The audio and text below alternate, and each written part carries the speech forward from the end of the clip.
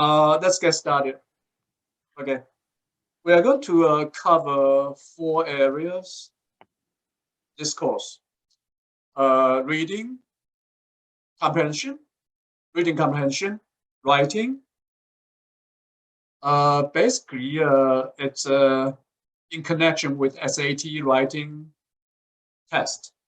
So it's multiple choices. And we are also dealing with grammar and rhetoric, and also vocabulary. Although we understand that we are basically dealing with only 2 things, reading and writing. Grammar and rhetoric, they provide bones or skeleton. And diction or vocabulary, it provides flesh, so flesh and bone of the language. But basically, we are dealing with reading. When you read, you absorb information. I think the major means to expand your intellectual horizon is through reading. This is the only way, not the only way, you can also interact with other people, but this is the most effective way to grow intellectually. You expose yourself to other people's perspectives, to other points of view, to people's feelings, experiences, emotions.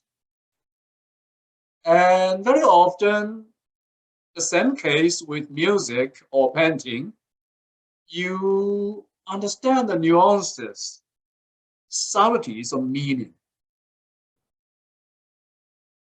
And that's how you broaden, your experiences.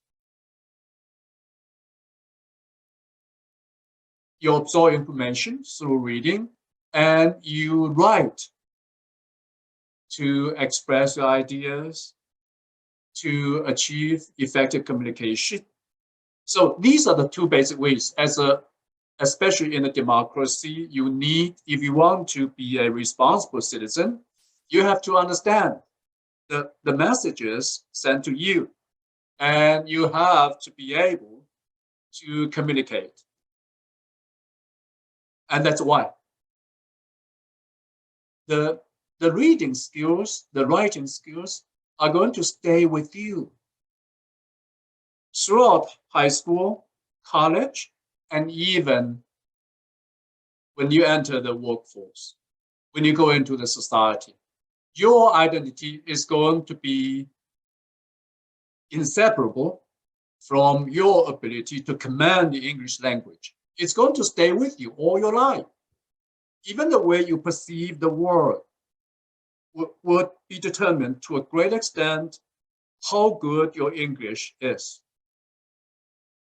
You cannot escape it. And of course, it's job related. When you work, you have to be able to communicate effectively through your writing or through your speaking, and through your ability to understand the written communication. Okay. And I think I'm going to, we got the chat message. Let's see. We don't have a camera. I'm in the car. Okay.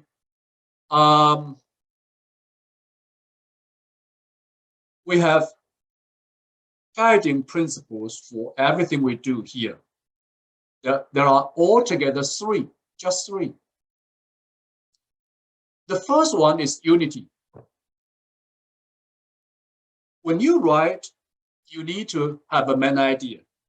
When you read a passage, you need to understand the main point the author is trying to make. What is the point? So everything you do in either reading or writing is dependent on unity.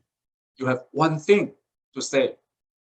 If you have 2 things to say, then there should be something higher that can encompass both. Otherwise, there's no unity. why do you talk about elephant first and then about food, human food? There's no connection. You need something to combine the two. So unity is the first, and you can see from our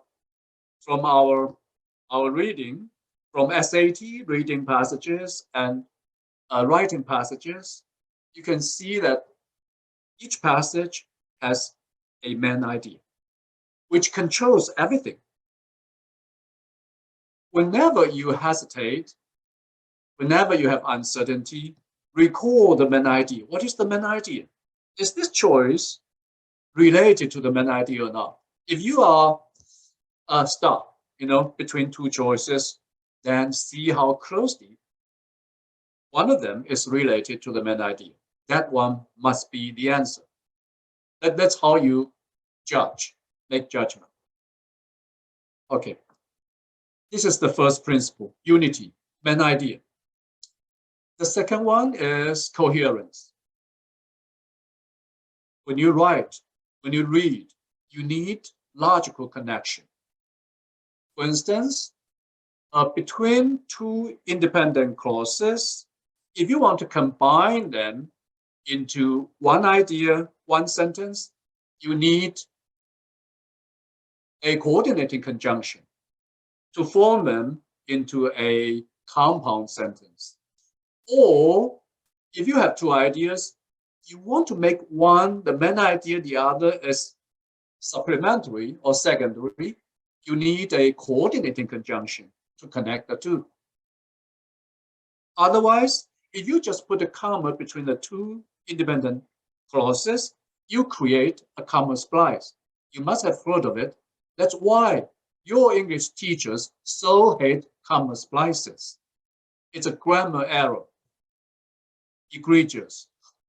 We'll be talking about that later. This is and then also, between between sentences, you need sometimes conjunctive adverbs, like therefore, however, nonetheless, furthermore, consequently. You have all these in addition. That's connecting sentences. And also, you need to connect paragraphs. You have the topic sentence serving as a transitional sentence, connecting the previous paragraph to the current paragraph. You see, you need to pay attention to coherence. Coherence, the second important principle. A lot of SAT or ACT writing questions are based on coherence. That means that, do we have meaningful connection between ideas? It's all related to your ability to organize ideas. Is it to put them, in a meaningful, unity, and everything serving the main idea. The third principle, clarity. You need to express your ideas clearly. Clarity is the third principle. Have you heard of pronoun references? Yeah, you need to know what it or they refer to. Diction, clarity. What do you mean? So 3 major principles. So actually, you see, when we talk about content and form, we are not dealing with choices or format in abstract. We are dealing with ideas hidden behind them.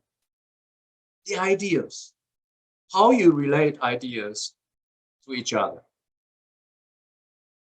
Basically, that's how English, any language works.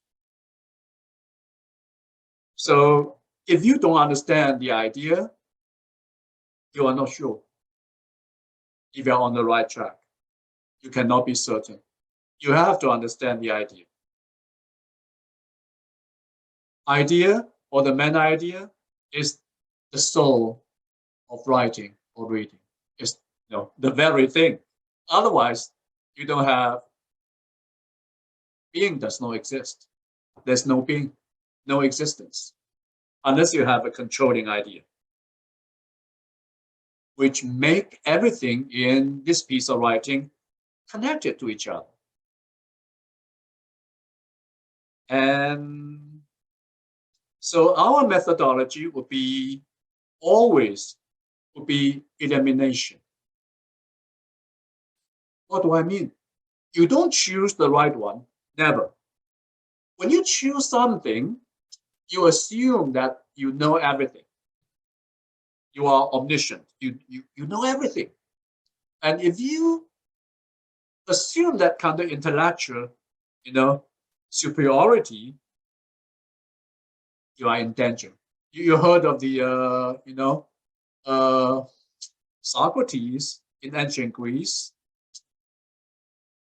People ask gods, who is the wisest man, in Athens? And God say, oh, it's Socrates.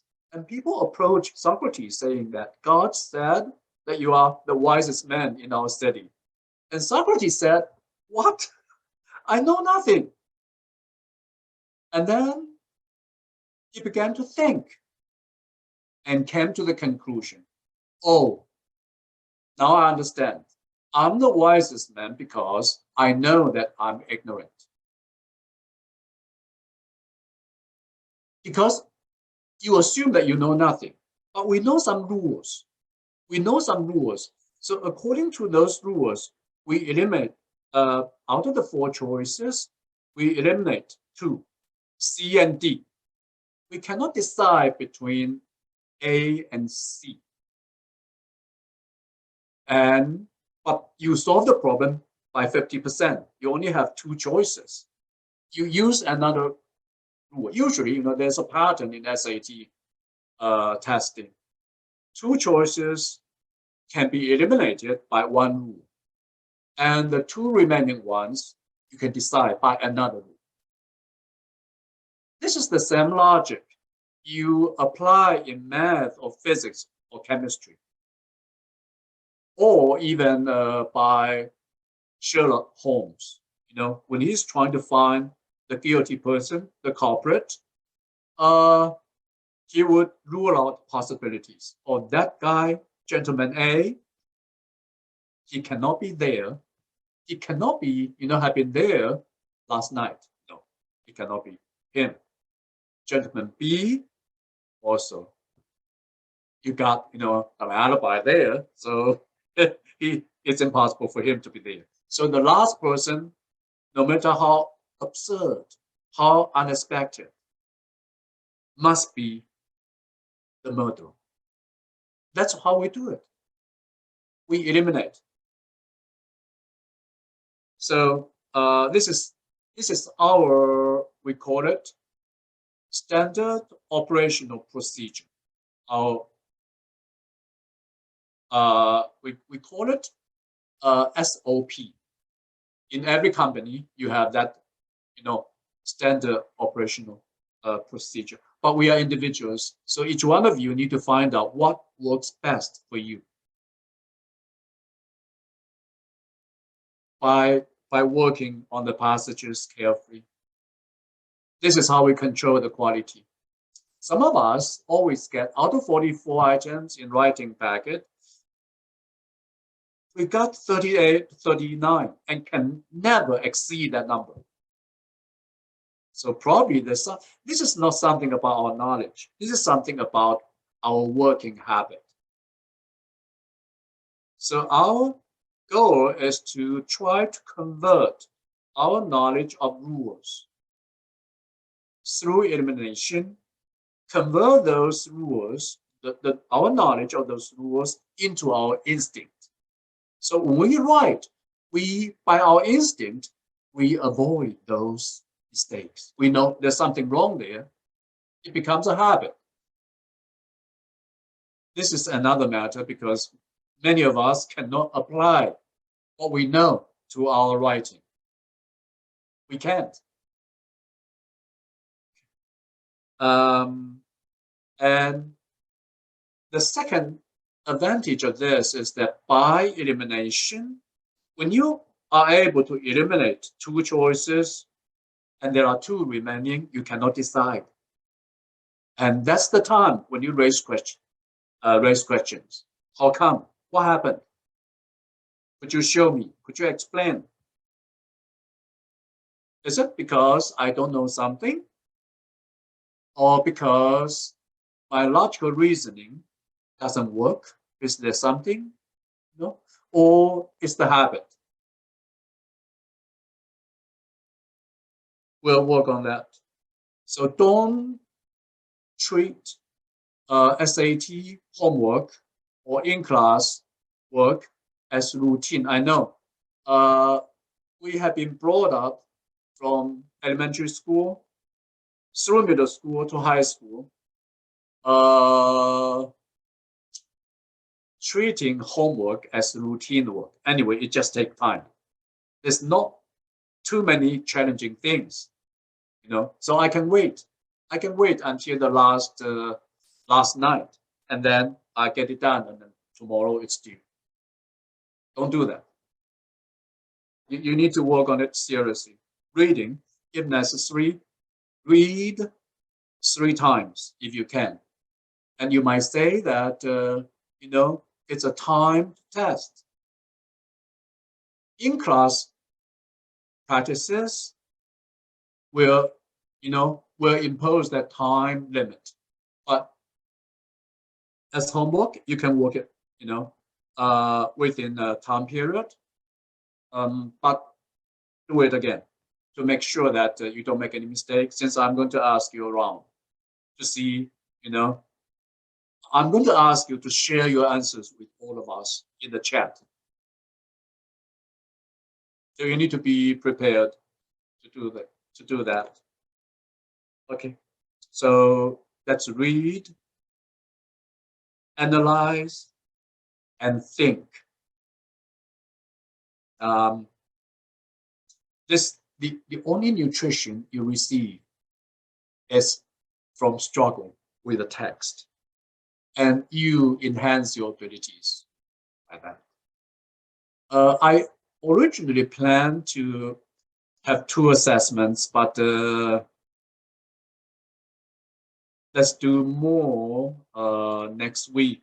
For this week, I need to find out how you work on the writing packet.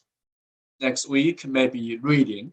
I'm trying to find out where you stand in terms of, each area and also vocabulary. So I'm going to send to you a writing packet. You need to, let me share the screen.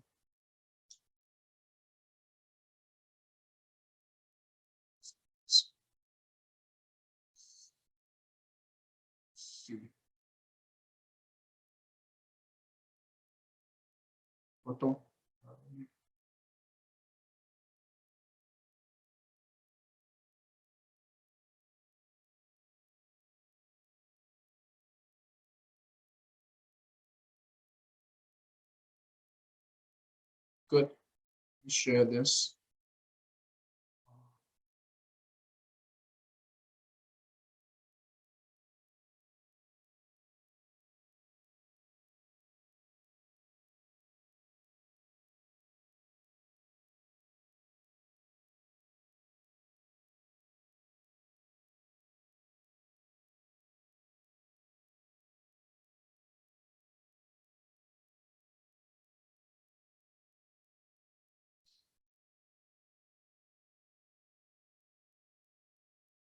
Here we go. You can see the screen I share. Huh? So I'm going to send the packet to you, and you need to finish it within the designated amount of time. And then you need to submit your answers to me by replying to that email. And you need to provide your answers like this: 1A in a single column, 1A, 2B, 3C, 4D, like that. Somehow, it makes me, it's easier for me to go over your answers this way. Okay. Any problems? No.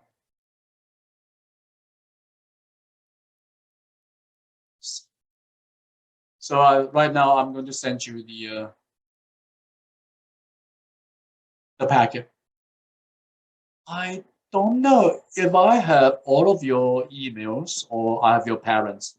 If you don't receive my email, then you need to turn to your parents for help. Yeah, I can